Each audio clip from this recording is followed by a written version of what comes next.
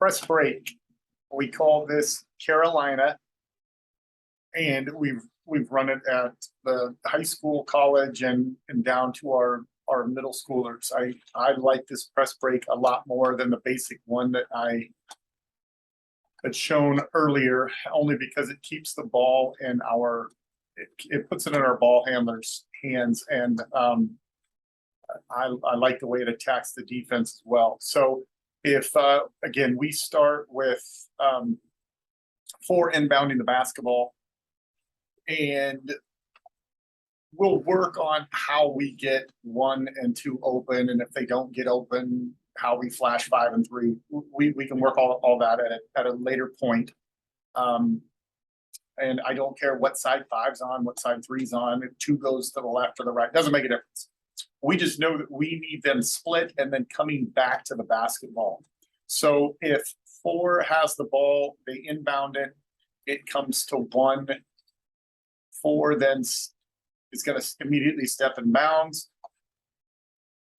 With 1 having the basketball, we want to have 2 immediately. So on the catch, 1 is going to,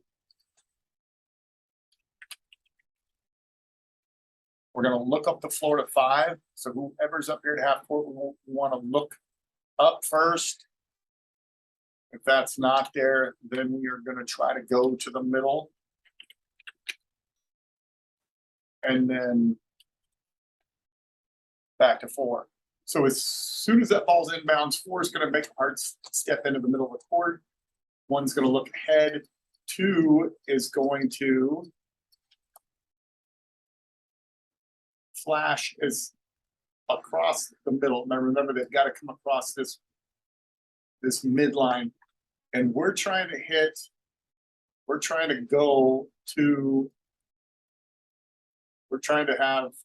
that come all the way. We're trying to get it from 1 to 2 as quickly as we can. So ideally that ball can come in, it comes to 2.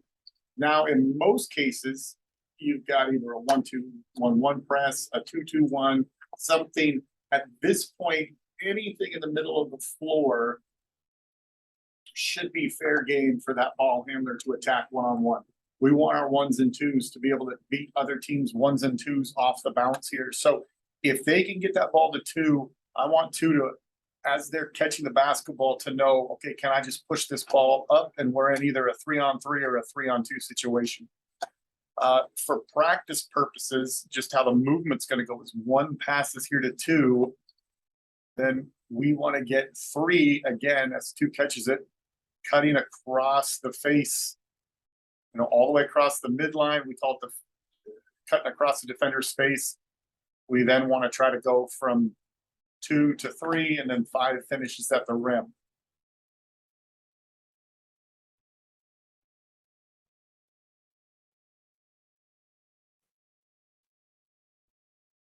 Okay, we'll put the ball back over here. So if 2 flashes through, and remember, they have to make sure they cut hard all the way across the midline. Even if they don't get the ball, I don't care. They've got to cut hard to take that defender with them. So they're going to cut all the way out. And then what they do is they're going to replace back to their same side, and 3 will push up. Okay, so that's what that looks like. 1 has caught it. It looked up the court, see if 5 was open. If not, we can look middle to 2. 2 didn't get it. We can always go back to 4 now on the reversal. So now 4 has it. Okay.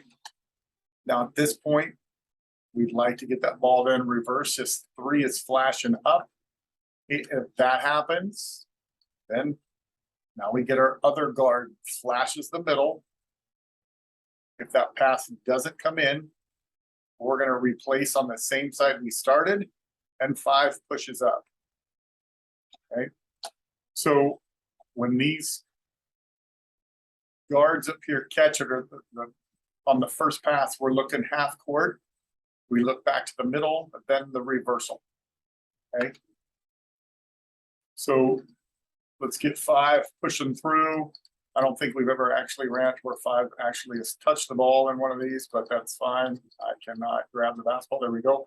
So if 5 now gets it, 5's gonna always look opposite, trying to get the ball to 1 on the move coming down here. So we want to catch and look opposite. I'm gonna put everybody back in the same spots here.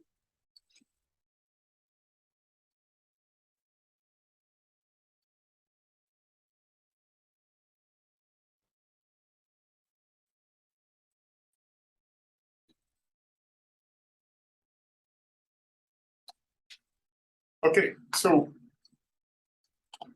we want to look up if that ball happens to go up immediately. We do not want 5 putting the ball on the floor until we are 100% comfortable that 5 can out dribble the other player there. So it's not going to be just a catch and rip and go. We want to have the 5 get it here. 3, just as we do before, we're always going to run our person opposite. So 3 is going to try to come down this midline here. And we're going to try to get the ball to 3. Then 2 sprints down and gets the opposite look. Okay, so last stops. 1 has gotten the basketball. 2 breaks through, and 2 does not get it. 2 just flashes out half court and replaces 3 because 3 sprints up.